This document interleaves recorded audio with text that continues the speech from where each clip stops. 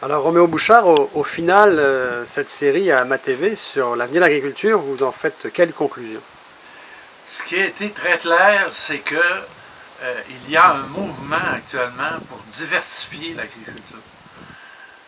Pas pour éliminer nécessairement l'agriculture industrielle productiviste, là, mais au moins pour ouvrir la porte et donner des moyens à l'agriculture de proximité, l'agriculture de niche, à l'agriculture de transformation, aux marchés locaux, etc. Et ça veut dire faire de la place, ça veut dire aussi changer certaines lois qui imposent des contraintes très dures et très difficiles pour ceux qui veulent aller dans des modèles agricoles autres que le modèle conventionnel. Alors on est à quelques jours maintenant, le lundi le 23 septembre commence la commission sur les pesticides à l'Assemblée nationale. Vous avez quelle lecture de cette commission? Très importante cette commission, à mon avis. C'est une commission qui est un peu un accident de parcours, là, qui a été provoqué par l'incident de Louis Robert, mais qui prend beaucoup d'importance. À mon avis, c'est l'événement le plus important depuis la commission Pronovo. Parce que, l'air de rien, les pesticides nous mènent vraiment au cœur du modèle dominant actuellement en agriculture, qui est un modèle de monoculture, de céréales surtout, largement destiné à l'exportation, beaucoup plus qu'à nourrir le Québec.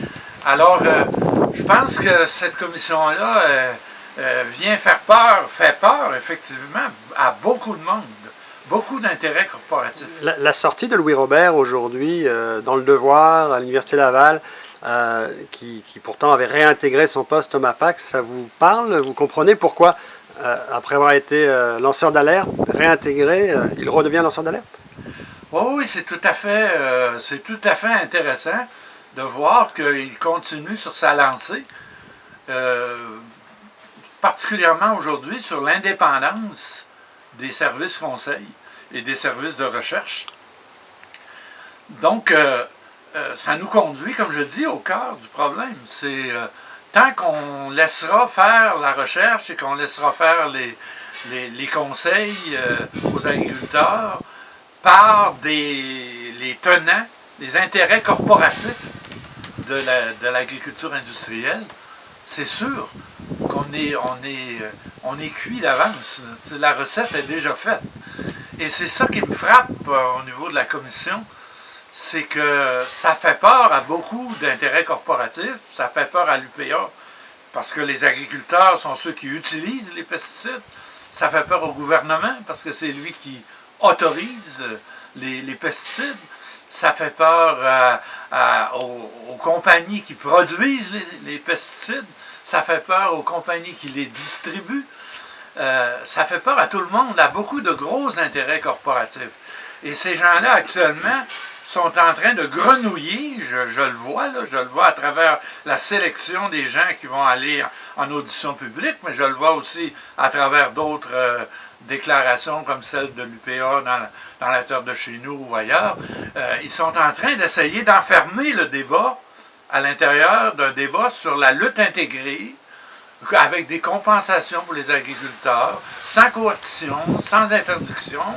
Donc, éviter à tout prix de remettre en question le modèle agricole qui exige absolument l'utilisation des pesticides.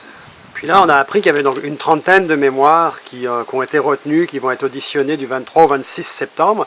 Votre mémoire n'a pas été retenue, le mémoire de l'Union paysanne n'a pas été retenu, le mémoire de CropLife et de Bayer non plus. Donc c'est-à-dire que les gens qui ont des positions très éloignées, très polarisées, ne seront pas là.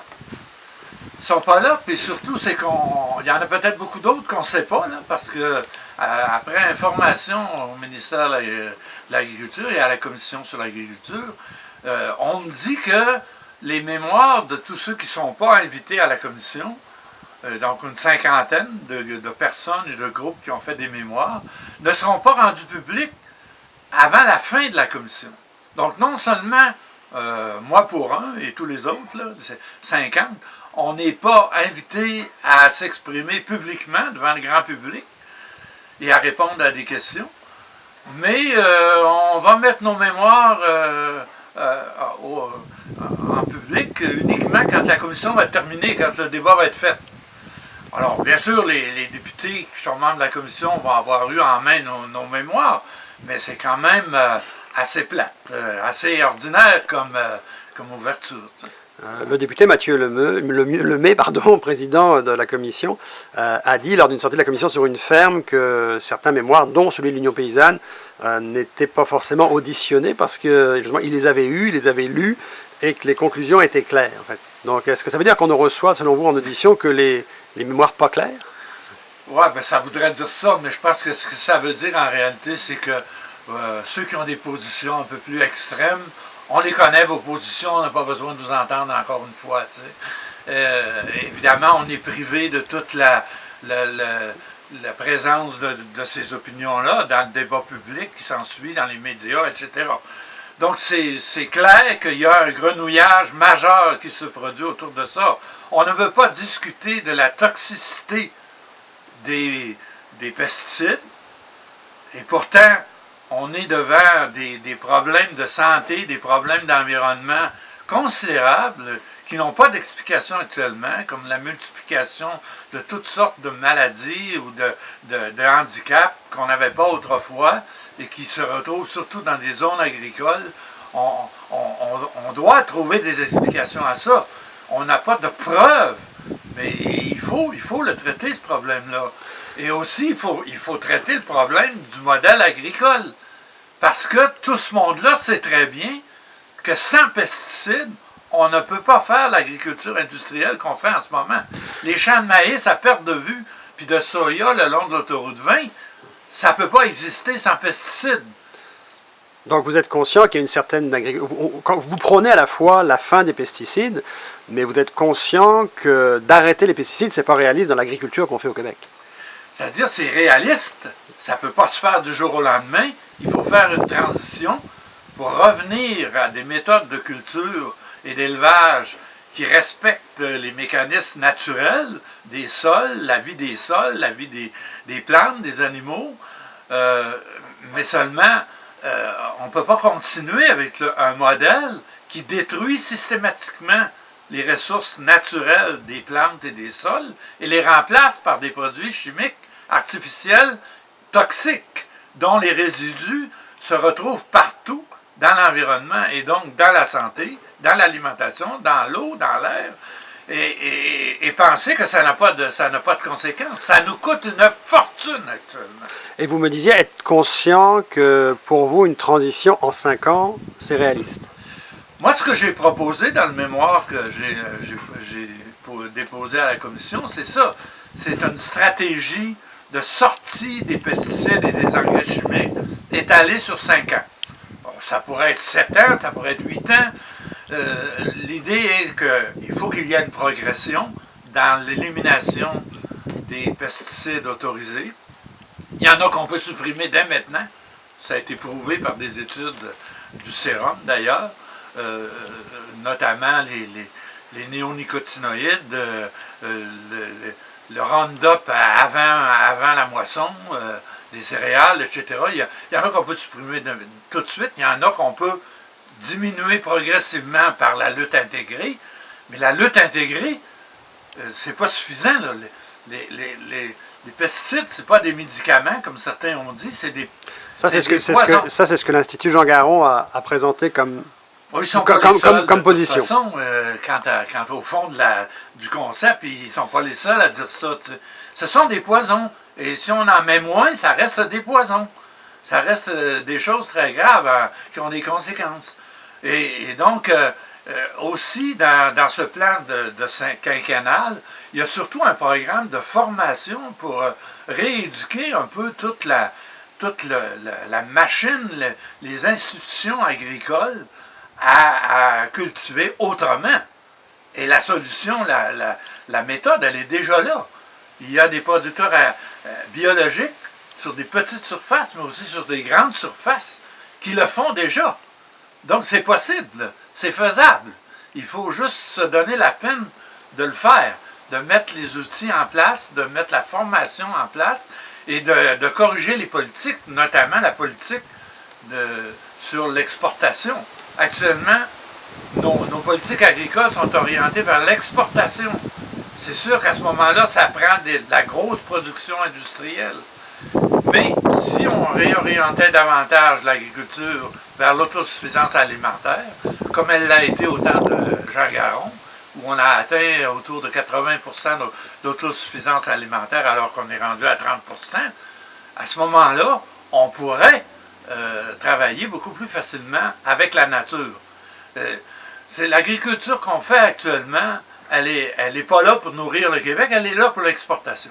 Le modèle agricole dominant, il est là pour l'exportation. Et on fait du maïs, des céréales pour exporter, ou alors pour nourrir les cochons qu'on exporte.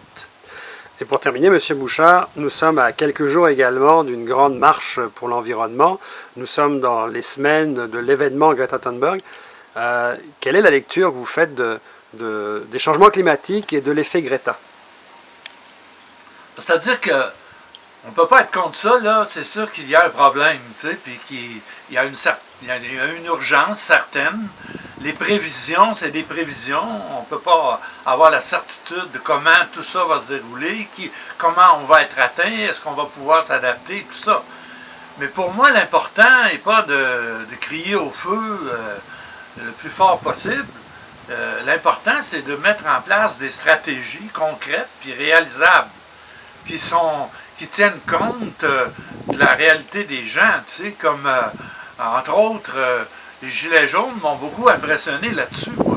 Une écologie qui ne tient pas compte de la moyenne du pauvre monde, du monde ordinaire, qui s'est ramassé dans des banlieues, qui s'est ramassé dans des campagnes dépeuplées, parce que ces gens-là ont besoin de l'automobile.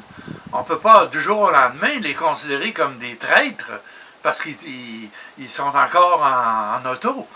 Et il faut, je pense qu'il y a une espèce de rhétorique là, de surenchère actuellement sur l'écologisme, qui n'est pas nécessairement très productif. Bon, enfin là, on est dans un moment fort là, de cette alerte-là.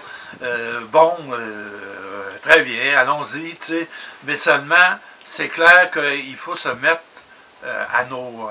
il faut se mettre à nos cahiers, puis bâtir des projets concrets, puis mettre en œuvre des projets concrets. C'est ça qui compte. Mais on comprend que demain matin, vous ne conseilleriez pas à Justin Trudeau ou à François Legault de prendre Greta Thunberg comme ministre de l'Environnement. Non, je pense pas. Je pense pas. Ce n'est pas ce qu'il faut, puis ni même Dominique Champagne. Je pense que beaucoup de gens, surtout pour l'agriculture, la transition agricole, pour moi, est un des points majeurs de la transition écologique. Le problème, il n'est pas seulement climatique, il est écologique dans son ensemble. L'ensemble des ressources, des écosystèmes, de la biodiversité qui est en jeu. C'est tout ça qu'il faut faire, qu'il faut attaquer de front. Et je pense que à ce moment-là, il faut des gens qui connaissent les réalités aussi. T'sais. En agriculture, c'est compliqué. C'est complexe l'agriculture, c'est une grosse industrie. C'est un gros secteur d'activité économique. Ça a des répercussions sociales, environnementales, sanitaires, etc. Donc, la transition écologique en agriculture, ça ne se fait pas en criant « faut acheter local ». Il faut tous manger bio. C'est extrêmement compliqué. Tu sais. Et la toxicité, par exemple, des produits utilisés en agriculture, engrais chimiques, pesticides, OGM, tout ça, ce n'est pas simple à analyser. Le rapport de ça avec les maladies, avec les impacts, les coûts sociaux, les coûts environnementaux sont complexes. Donc, des héros, là, des messies qui viennent avec nous prêcher une croisade, là, c'est pas toujours la meilleure façon, selon moi. Merci.